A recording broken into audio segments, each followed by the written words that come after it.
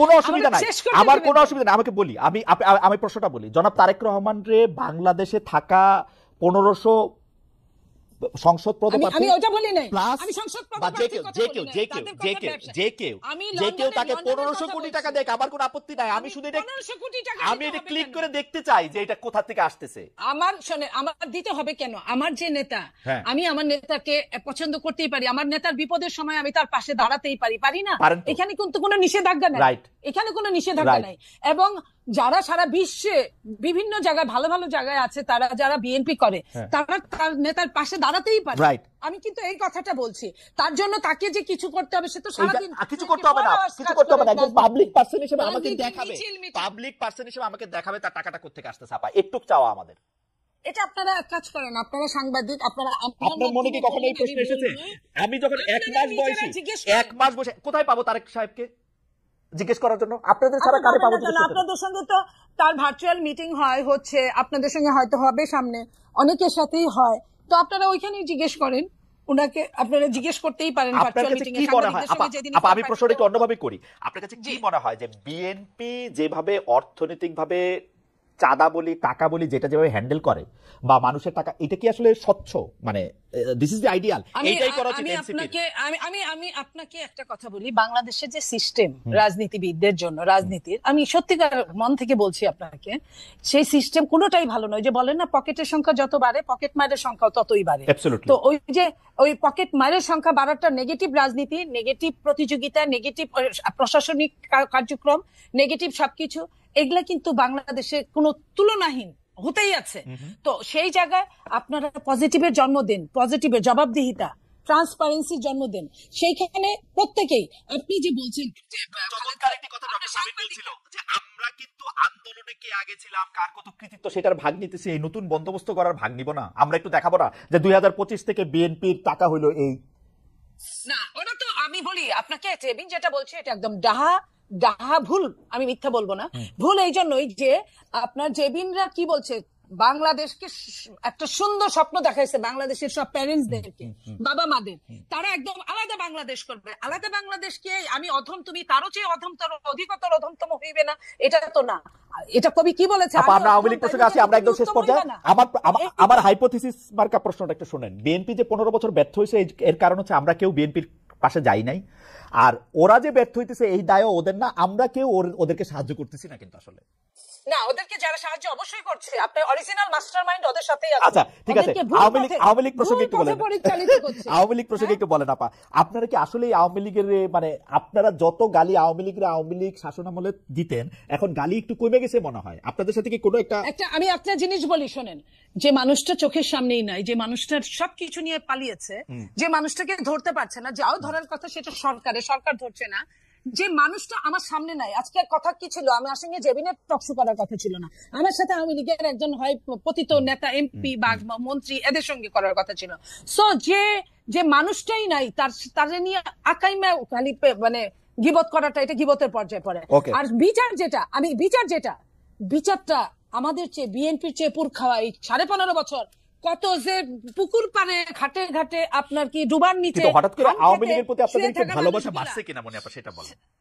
শোনেন, যে কোনো বিদেশে আছে, দেশে আছে, না আমি ওটা বলছি না।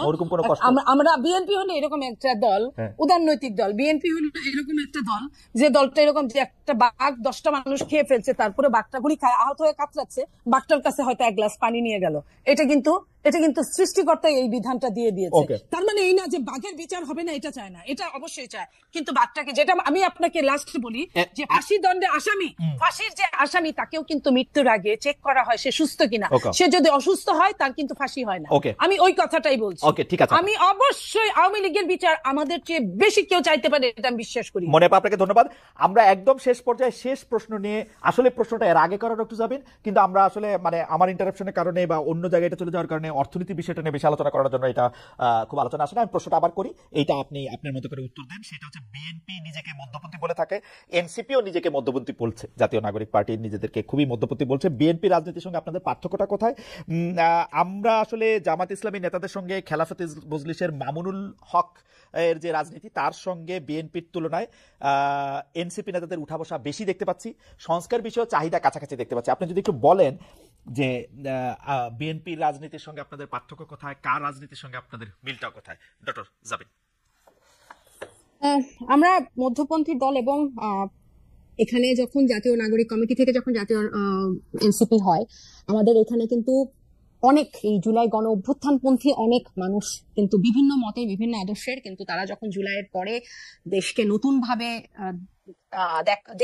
দেখা শুরু করেছে বা এখন অবস্থার অনেক পরিবর্তন নতুন ভাবে ভাবতে শুরু করেছে, তখন কিন্তু অনেকেই এই ছাত্র জনতার নেতৃত্বে যে নতুন দল সেখানে এসে যোগ দিয়েছে বা আগে কমিটিতে যোগ দিয়েছে।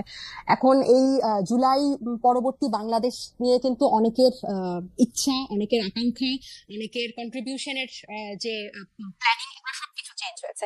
তো আমরা কিন্তু সবাইকেই কিন্তু যারা আমাদের সাথে আছেন, আমরা কিন্তু সবাইকে নিয়েই কিন্তু সামনে আগাতে চাই এবং এই বাংলাদেশপন্থী যারা তাদেরকে নিয়ে আগাতে চাই। কিন্তু এই যে ধর্মভিত্তিক রাজনীতি আসলে এনসিপি করবে না, কিন্তু যে একটা সামাজিক পরিসরে যে একটা ধর্মের যে একটা নিয়ম কানুন আছে, এটার প্রতিও কিন্তু আমরা শ্রদ্ধাশীল। তো এখানে কোনো কারো পন্থী হওয়া, কারো পাশ ঘেঁষা এরকম কোনো কিছু ব্যাপার না। আমরা একদম স্বতন্ত্রভাবে এখানে আসছি এবং আমি এটা এর আগে যেটা আপনার কথার জন্য আমি বলতে পারি নাই, যে এখানে ছাত্রদের নেতৃত্বে দলটা হয়েছে, ছাত্রদের এখানে গণ অভ্যুত্থানে নেতৃত্ব দানকারী অনেকগুলো ফেস এখানে আছে, কিন্তু এর সাথে কিন্তু পরবর্তীতে সিভিল সোসাইটি থেকে উল্লেখযোগ্য মানুষ এখানে যুক্ত হয়েছে, যারা হয়তো এখনো ওভাবে প্রাসঙ্গিক হয়ে উঠে নাই আপনাদের কাছে, কিন্তু তারা কিন্তু এনসিপি কে একদম মূল জায়গা থেকে বা সাংগঠনিক পর্যায় থেকে কিন্তু খুব শক্তভাবে ধরে রেখেছে বা কাজ করছে। তো আমার কাছে মনে হয় যে এরা যখন আরো প্রাসঙ্গিক হবে, মানে এনসিপির যাদেরকে নিয়ে সামনে আগাচ্ছে তাদের থেকে এনসিপির নিজস্ব যাদেরকে নিয়ে দল গঠন হয়েছে তারা যখন সামনে আসবে, তখন ব্যাপারগুলো আরো পরিষ্কার হবে। আর আরেকটা হচ্ছে যে কারো মানে জামাত বা হচ্ছে অন্য কোনো ইসলামিক দল বা ওরকম কারোর সাথে কিন্তু মানে একসাথে লিয়াজু বা ওরভাবে এক করে মধ্যমপন্থী না। আমরা হচ্ছে যারা বাংলাদেশপন্থী, যারা এখন নতুন করে বাংলাদেশকে দেখতে চায়, তাদের বিভিন্ন মত আদর্শ থাকতে পারে, কিন্তু এই গণ অভ্যুত্থানের পরে যারা অন্যরকম ভাবে বাংলাদেশকে দেখতে চায় এবং বিভিন্ন এই যে গণতন্ত্রের পথে, যে স্বৈরতন্ত্র থেকে গণতন্ত্রের যে একটা পথ, এই পথে যারা সাথে হতে চায়, তাদেরকে নিয়েই কিন্তু এনসিপি আগাচ্ছে। ডক্টর মোহাম্মদ ইউনূস জোর দিয়ে বলছেন যে তিনি আসলে নির্বাচনটি চান হচ্ছে ডিসেম্বর থেকে জুনের মধ্যে এবং সেই সময়ের মধ্যে নির্বাচন হবে, কিন্তু এনসিপির বিভিন্ন নেতৃবৃন্দকে আমরা বলতে শুনছি যে ডক্টর ইউনূসের সরকার আর একটু বেশি সময় থাকলে ভালো হয়, 5 বছর ইত্যাদি। আপনাদের অবস্থাটা আসলে কি? ডক্টর ইউনূস যদি সংস্কার না করতে পারেন এবং ডিসেম্বর এবং জানুয়ারির মধ্যে নির্বাচন দিতে তিনি বাধ্য হন, সেই ক্ষেত্রে কি আপনারা ডক্টর ইউনূসের বিরুদ্ধে আন্দোলন করবেন যে না, আমরা নির্বাচনটা আরেকটু পরে চাই? না, আমার মনে হয় এটা আমরা বেশ কয়েকবার এটা ক্লিয়ার করেছি, এই সময়সীমা নিয়ে এনসিপির কোনো দাবি দেওয়া নাই। যে দুটা টাইমলাইন বলা হয়েছে ডিসেম্বর অথবা জুনের মধ্যে, উনি শুরু থেকেই ডক্টর ইউনূস দায়িত্ব নেওয়ার পর থেকে এই দুটা সময়ের কথাই আমরা শুনছি। তো এই দুটার মধ্যেই আশা করি নির্বাচন হবে। আমাদের দাবি দেওয়া বা আমাদের কথা যে আমরা নির্বাচন প্রক্রিয়াটা নিয়ে আমরা প্রশ্ন তুলছি এবং যেগুলো মৌলিক সংস্কার এই নির্বাচনের আগে, কারণ আগে কিছুদিন আগেও 2-1 সপ্তাহ আগেও ইয়েটা ছিল যে এটা কি গণপরিষদের মাধ্যমে হবে না, ওনারা বলছেন যে পরবর্তীতে, কিন্তু এখন তো ব্যাপারটা এমন হয়ে গেছে যে ওনারা সংস্কারই, এদের কিছু সংস্কারই ওনারা চান না, ওনারা প্রধানমন্ত্রীর ক্ষমতাও কমাতে চায় না। সো এখন বিতর্কটা আমার মনে হয় অন্য জায়গায় বা আমাদের তর্কটা অন্য জায়গায়। এখন কিন্তু সময় বা পদ্ধতিতে নির্বাচন হবে, আমার মনে হয় বোধহয় আমরা আর আগে আপনার বক্তব্য একদম পরিষ্কার কোন পদ্ধতিতে নির্বাচন হবে সেটা, এবং সময় নিয়ে আসলে এনসিপির কোনো অবস্থান নেই। মনে আপা, আপনি এক লাইনে বলবেন কিনা যদি আসলে আপনারা ডিসেম্বরে বা ডিসেম্বরের জুনের মধ্যে নির্বাচন না দেখেন, তাহলে আপনারা ডক্টর ইউনূসের এগেইনস্টে আন্দোলন করবেন কিনা এবং আওয়ামী লীগকে সাথে নিয়ে আন্দোলন করবেন কিনা? মনিয়াপা, লুজ মনিয়াপা, হ্যাঁ মনিয়াপা বোধহয় ডিসকানেক্টেড হয়ে গেছেন। আমরা মনে হয় আজকে আর এই প্রশ্নের উত্তর আমরা শুনতে পারলাম না। ডক্টর তাসনিমা যাবেন, মনিয়াপা ইজ ব্যাক। মনিয়াপা, আপনি 1 মিনিট আমাদেরকে বলবেন কিনা যে আপনি কি মনে করেন যে ডক্টর ইউনূসের নির্বাচন যদি ডিসেম্বরে বা জুনের মধ্যে যদি না হয়, তাহলে আপনি আন্দোলন করবেন কিনা? দেখেন, নির্বাচন তো আসলে এটা ইন্টারিম গভর্নমেন্ট মানে অনেকটা তত্ত্বাবধায়ক সরকারের মতোই আমরা ভেবেছিলাম যে 3 মাস না হোক 6 মাসের মধ্যে নির্বাচন দিবে তারা।